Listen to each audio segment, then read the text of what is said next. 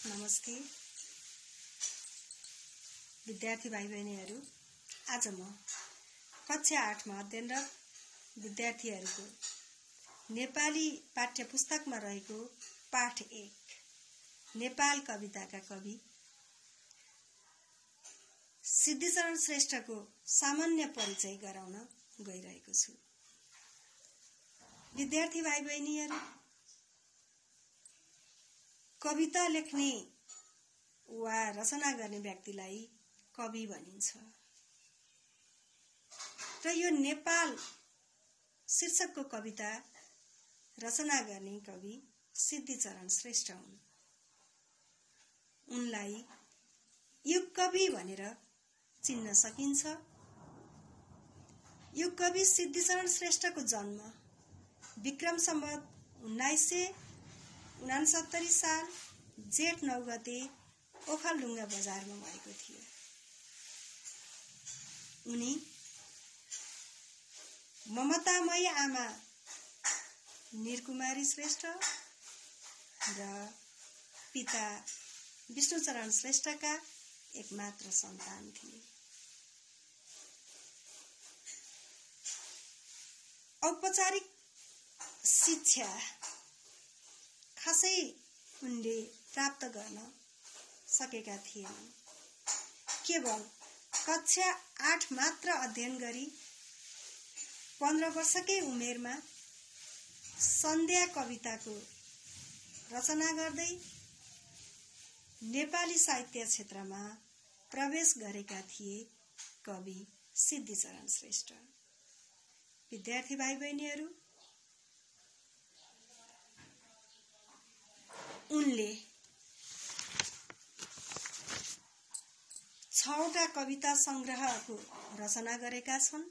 उनका प्रमुख कविता संग्रह कृति मध्ये मेरो प्यारो ओखलढुङ्गा, उर्वशी, आँसु, मेरो प्रतिबिम्ब र विश्व व्यथा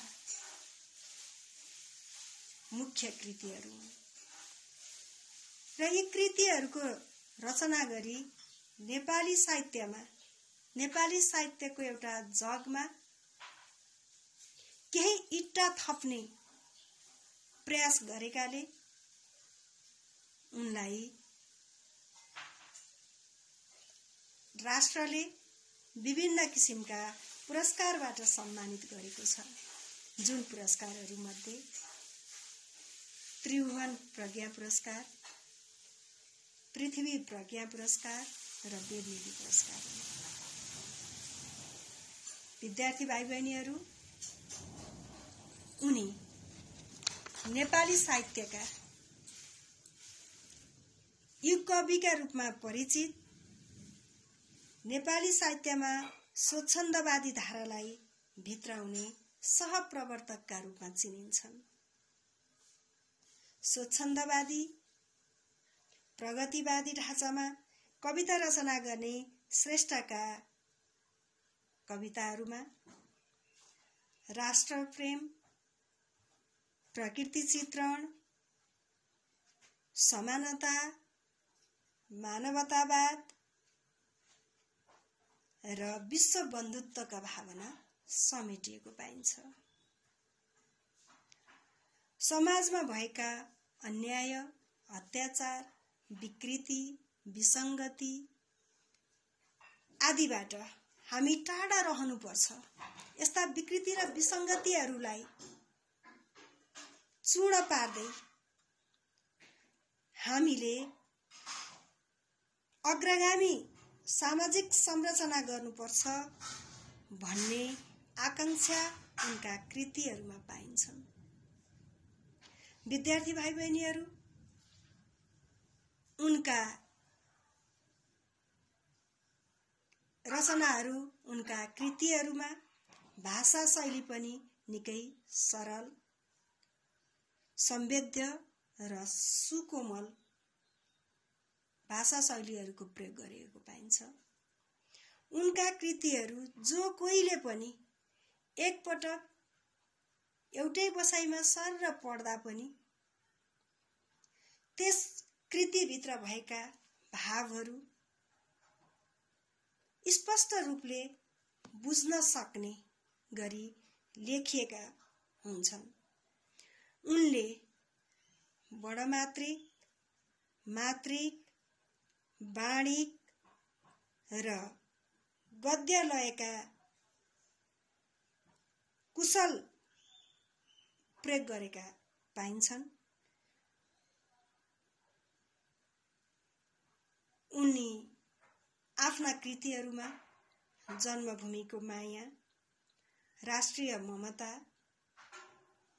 वीर पुर्खाहरूको योगदान र उनीहरूको योगदानको सम्मान गर्दै निकै कुशल रूपमा प्रकृतिको चित्रण गर्ने एउटा सिद्धहस्त,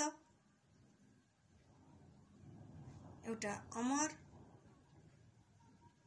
नेपाली साहित्य आकाशका जजल्यमान नक्षत्रका रूपमा उनी चिरपरिचित छन्। उनले यस नेपाल कवितामा पनि नेपालको प्रकृति चित्रण, नेपालमा भएका नदी नाला, नेपालमा रहेका विभिन्न किसिमका चाडपर्व, संगीत, चराचुरुङ्गी, नेपालमा विभिन्न किसिमका सेना, प्रहरी, मजदुर, किसान आदिले गरेको योगदानको वर्णन गर्दै लेखिएको यो एउटा उत्कृष्ट रचना हो र यसका बारेमा हामी अब आउने कक्षामा अध्ययन गर्नेछौँ।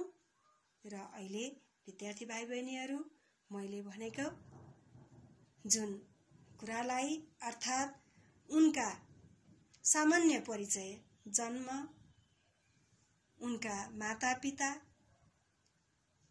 उनका कृतिहरू र उनलाई दिएको राष्ट्रले सम्मान तथा पुरस्कारको बारेमा तिमीहरूले आफ्नो उत्तर पुस्तिकामा टिपेर त्यसलाई राम्रोसँग अध्ययन गर्नेछौ भन्दै आजलाई यति नै। हस्त। धन्यवाद।